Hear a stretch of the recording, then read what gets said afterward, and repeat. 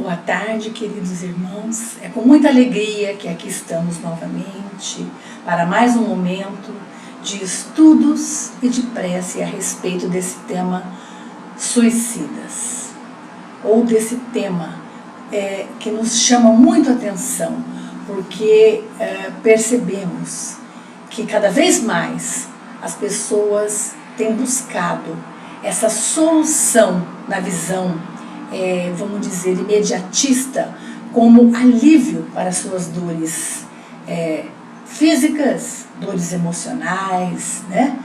E que, na verdade, nós sabemos que apenas a morte do corpo, que há somente a morte do corpo, mas o espírito continua vivo e com muito mais sofrimentos do que antes, né? Porque nós sabemos que a consciência desse espírito, de ter perdido a oportunidade nessa existência que lhe foi oferecida, é um tormento para esse espírito no mundo espiritual.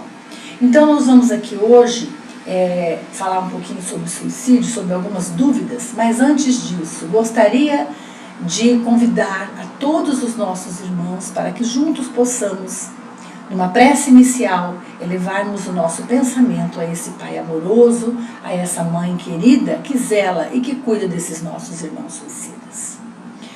Então, querido Mestre Jesus, aqui estamos novamente, buscando através desse programa, estar fazendo com que aqueles que estão nesse pensamento de exterminar com sua própria vida, que essas criaturas possam parar neste momento, refletir sobre a sua situação e tomar coragem, ânimo para vencerem um momento difícil que estejam passando e continuar a sua jornada, porque sabemos que não estamos sozinhos nas nossas dificuldades, nos nossos problemas, não estamos sozinhos.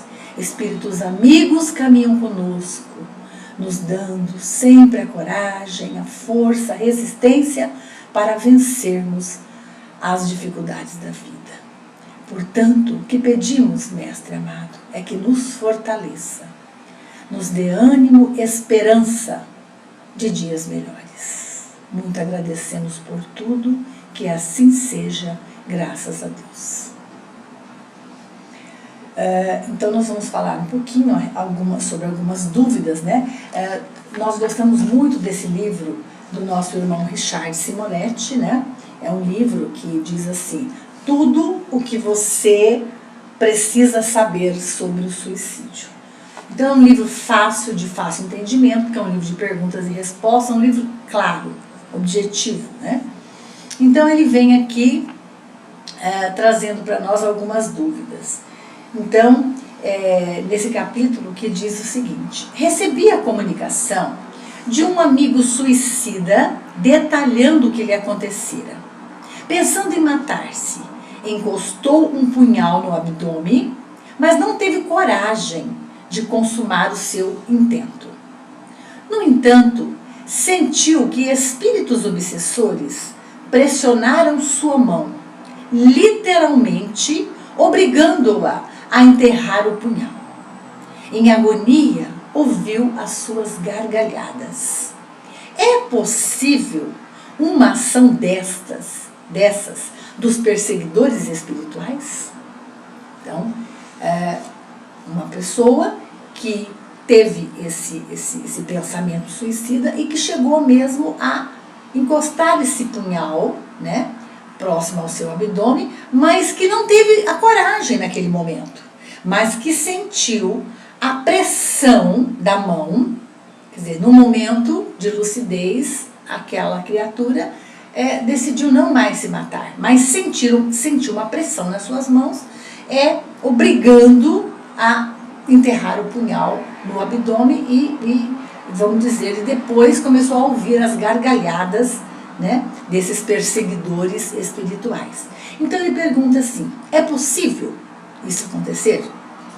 E a resposta é a seguinte: se os obsessores tivessem esse poder, estaríamos todos à sua mercê.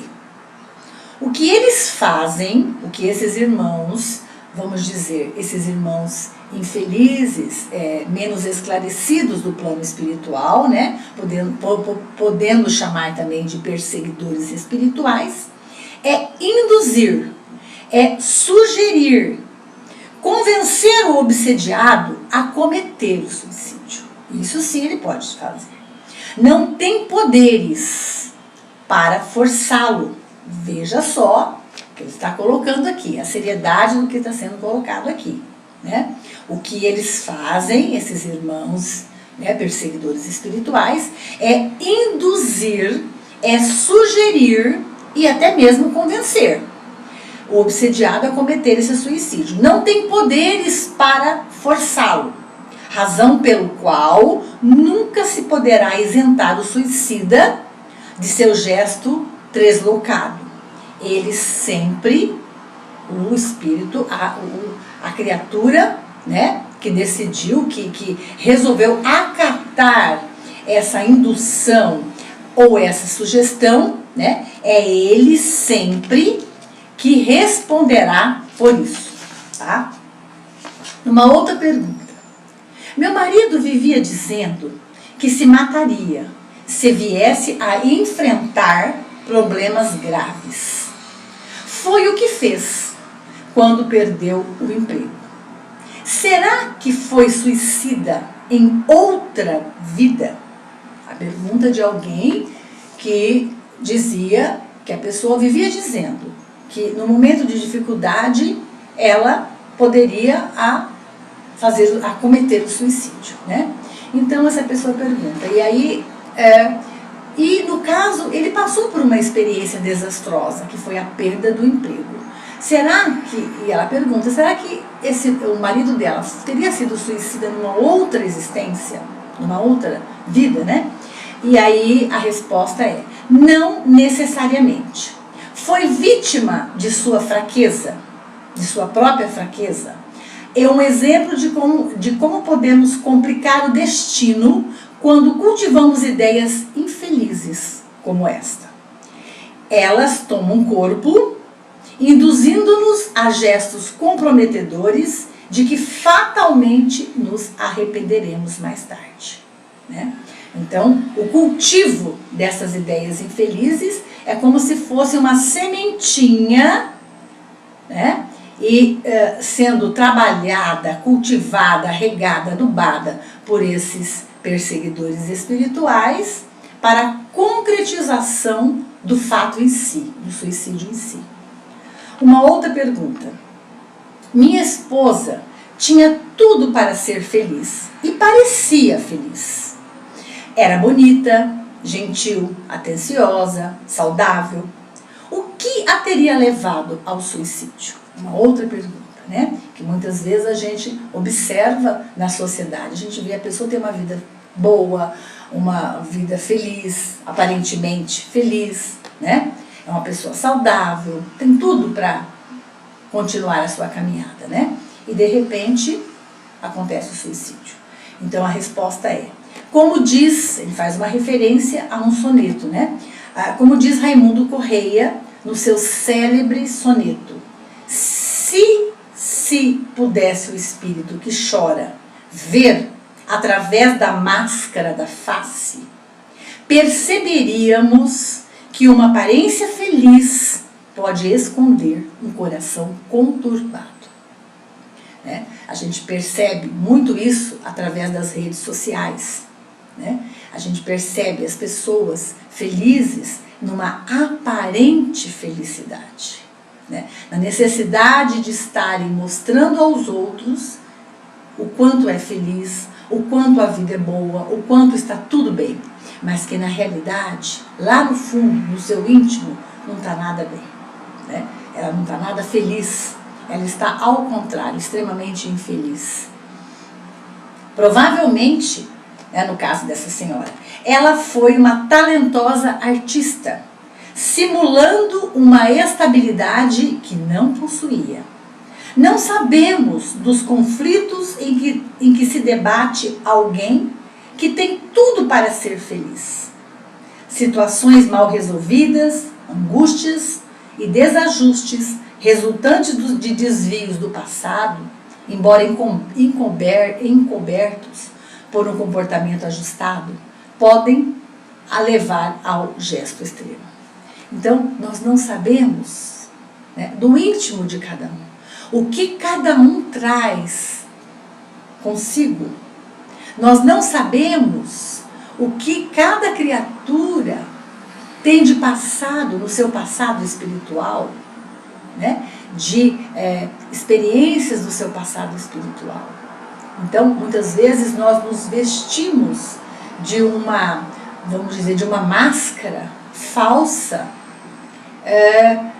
escondendo os nossos reais sentimentos, né? Os nossos reais, vamos dizer assim, o nosso íntimo, né? Então a necessidade, às vezes, que a gente já falou agora mesmo, que nós temos de colocar uma máscara e dizer aos outros que está tudo bem, né? Nas redes sociais, que a gente percebe, e quantos suicídios não aconteceram após essas fotos, né? Após essas selfies de felicidade com a família, ou mesmo sozinhos, e logo após o suicídio, né? Então, nós não sabemos o que vai no íntimo de cada criatura, somado com essa herança do espírito, vamos dizer assim, de outras encarnações, né? Os processos de culpa, os processos de angústias que vive esse espírito. Aí, numa quarta pergunta, ele diz assim: um dos efeitos colaterais da ciclosporina, que é uma substância imunossupressora usada em transplantes, é a depressão, tá? Então, olha só, um dos efeitos colaterais da ciclosporina, substância imunossupressora usada em transplante, é a depressão. Tenho um familiar que se suicidou depois de receber um rim em transplante. De quem seria a culpa? Dele, da pessoa, ou da ciclosporina? Olha só. Então, essa substância, né, vamos dizer, que traz efeitos colaterais, né, causando, é uma substância imunossupressora que causa, é usada em transplantados e que causa depressão. Então, a pessoa pergunta, né?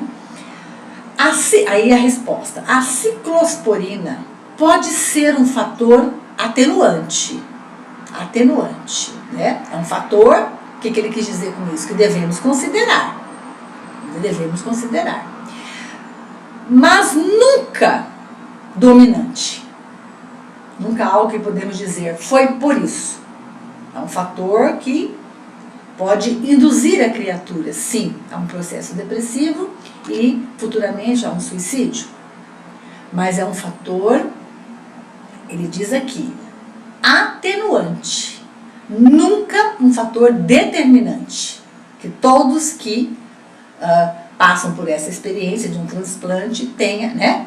Então ele diz, é nas situações dramáticas, como uma depressão, que o paciente revela a sua firmeza ou a sua fraqueza. Nós sabemos que a depressão, não vamos aqui falar sobre a depressão, porque a depressão é algo, é um assunto, vamos dizer assim, muito abrangente. Nós temos que olhar por vários caminhos, por várias situações, né? Mas ele diz aqui, muitas pessoas passam por processos depressivos agudos, gravíssimos, e conseguem superar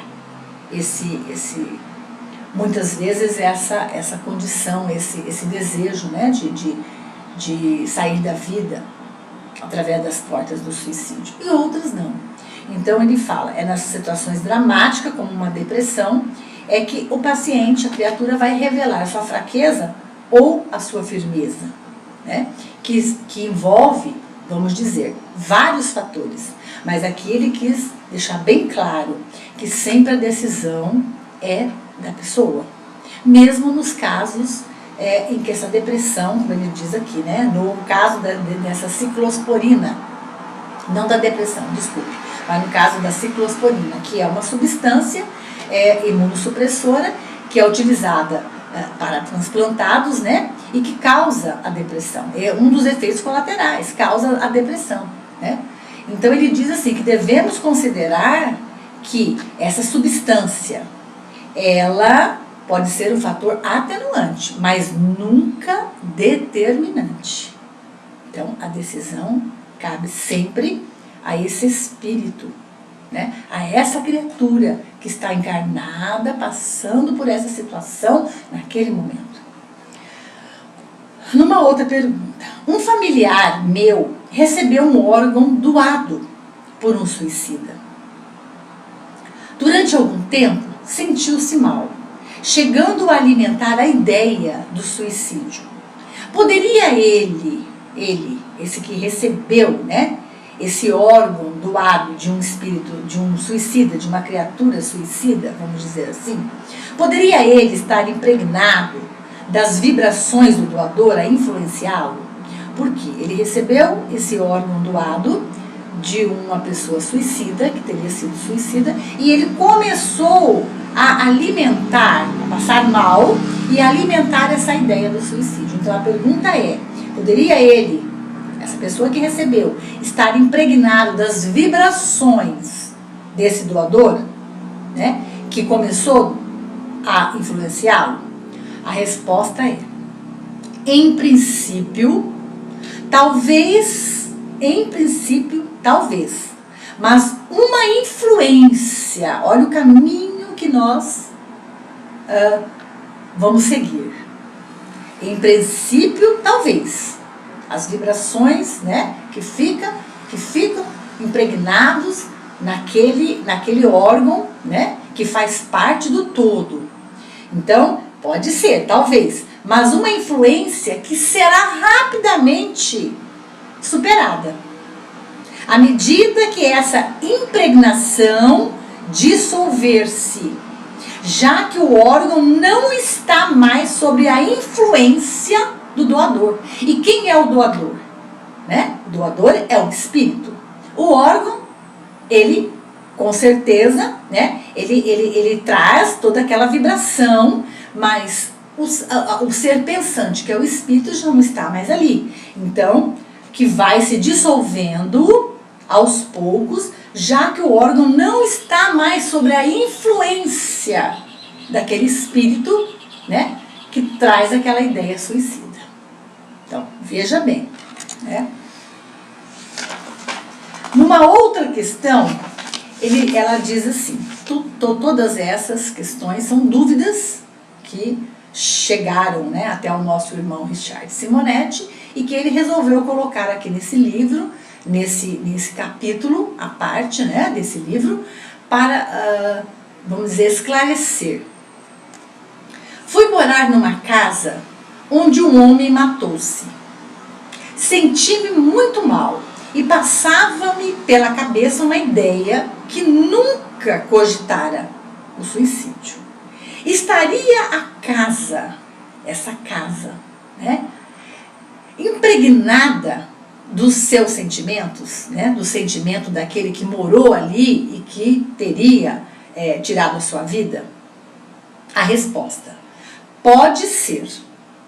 Mas, assim como em relação ao órgão transplantado, então pode ser que a casa, né, esteja toda envolvida nessa psicosfera daquela criatura que habitou, né, aquela residência e que teria sido suicida, tá? Assim como ele faz a referência em relação ao órgão transplantado na pergunta e na resposta passada. Seria uma impregnação, algo passageiro, passível de ser desfeita com uma atitude serena dos novos moradores e o cultivo da oração. Então, a atitude serena daqueles que estariam habitando aquele novo lar, né, e o cultivo da oração funcionariam como que a dissolver toda essa psicosfera, vamos dizer, escura, né, que se encontrava ali naquele ambiente, naquele lar. Então, ações como atitude serena daqueles que estariam morando naquele lar, né, daquela família, e, obviamente, o cultivo da oração. Né? Iriam se desfazendo todos aqueles miasmas, aquelas vibrações infelizes, né, que estariam ainda envolvendo aquele lar. 7ª pergunta. Enfrentei um problema sério quando me mudei para uma casa onde um homem se suicidou. Novamente, uma pergunta parecida. Minha esposa e nossas filhas não conseguiam dormir à noite, temerosas e perturbadas. Seria a presença do suicida, dessa pessoa que suicidou-se naquela casa? E a resposta é: seria altamente improvável, porquanto os suicidas são afastados do convívio com os homens, fazendo estágios depuradores nos vales dos suicidas, descritos, nós sabemos, por Camilo Castelo Branco, através do livro Memórias de um Suicida. Esse problema está mais relacionado com o esse problema está mais relacionado com o condicionamento negativo. Se a pessoa acha que pelo fato de morar numa casa onde alguém se matou, vai ter problemas, fatalmente os terá, fruto de sua própria imaginação. Tá? Então é aquela questão, né? Que aquilo que nós colocamos na nossa cabeça, ela acaba por acontecer. Né? Então, se ela acha que estaria morando naquela casa, que estaria problema, ela começa a criar e, obviamente, começa a ter problemas realmente. Tá? Uma última pergunta. Não me sinto realizada nem na vida, nem no casamento. Sinto-me no fundo do poço, com muita tristeza. Só tenho sono e dores no corpo, como se tivesse levado uma surra. Só penso em suicídio, mas não tenho coragem. Acho que do outro lado é bem melhor e que lá vou encontrar a felicidade, a paz e o homem da minha vida, pois tenho a sensação de que ele aqui não está. Peço a morte a Deus todos os dias. Por quê? E quando nós, na nossa página, nas redes sociais, né, principalmente no Facebook, a página suicidios.net, nós recebemos inúmeros depoimentos como esse. Né?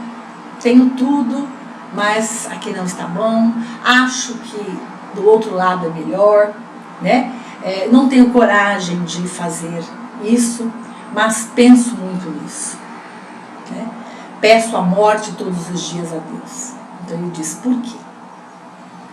Imaginar, olha a resposta, imaginar que a morte nos reserva a concretização de nossos sonhos de felicidade é equívoco perigoso. Será feliz no além, né? Será feliz no plano espiritual quem morrer em paz com a vida, ainda que enfrentando tormentos.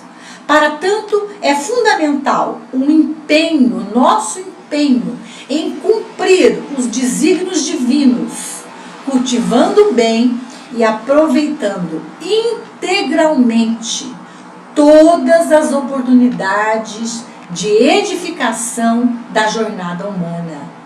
Realizações essas que passam bem longe do suicídio. Então, veja só, imaginar que a morte, né? Que lá no plano espiritual nós vamos encontrar o verdadeiro amor, seremos felizes, né? Vamos encontrar a paz, vamos ser muito felizes, é um grande equívoco, né? Então, o que nós precisamos fazer?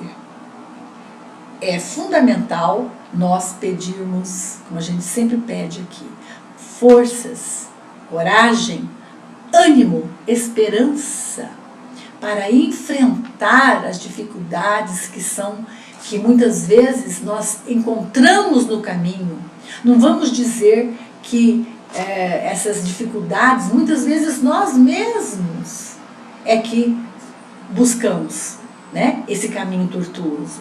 Mas pedir a esperança, pedir o ânimo para vencermos essas dificuldades, sempre aproveitando essas oportunidades para crescimento do nosso espírito, para aquisição de conhecimento do nosso espírito, né? Porque tudo aquilo que adquirirmos na questão de valores, de edificação de valores, de sentimentos, isso é nosso, isso é conquista nossa do nosso espírito, e que irá, vamos dizer assim, fazer parte desse nosso espírito, e para outras encarnações, para essa encarnação e para outras encarnações que porventura teremos, né? Tivermos. Então, queridos irmãos, nós, diante de tudo isso que nós lemos hoje, só nos resta acreditar, só nos resta afirmar de que viver vale a pena, de que juntos possamos, unidos, né, nesse ideal de evolução, de crescimento, conseguirmos passar por essas dificuldades, conseguir passar, atravessarmos essas zonas de tempestades, né, que aparecem nessa jornada evolutiva de todos nós, e vencermos e acreditarmos que amanhã será um novo dia, que amanhã tudo se renova, tudo é luz, tudo floresce. Vamos pensar na noite, vamos pensar no dia que logo mais chega, à noite, tudo escuro, né? Tudo sem luz, mas que ao amanhecer de um novo dia, tudo se renova, as esperanças se renovam. Então vamos imaginar assim a nossa vida. Muitas vezes hoje está tudo escuro, tudo nebuloso, mas amanhã é um novo dia, amanhã vem o sol, começa a aparecer as respostas para aquelas nossas angústias, para o nosso desespero, e tudo se renova.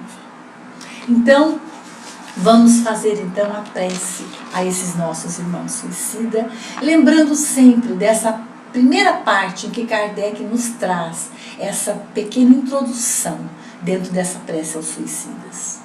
Que o homem jamais tem o direito de dispor de sua vida, porque cabe somente a Deus tirá-lo do cativeiro terreno quando julga oportuno.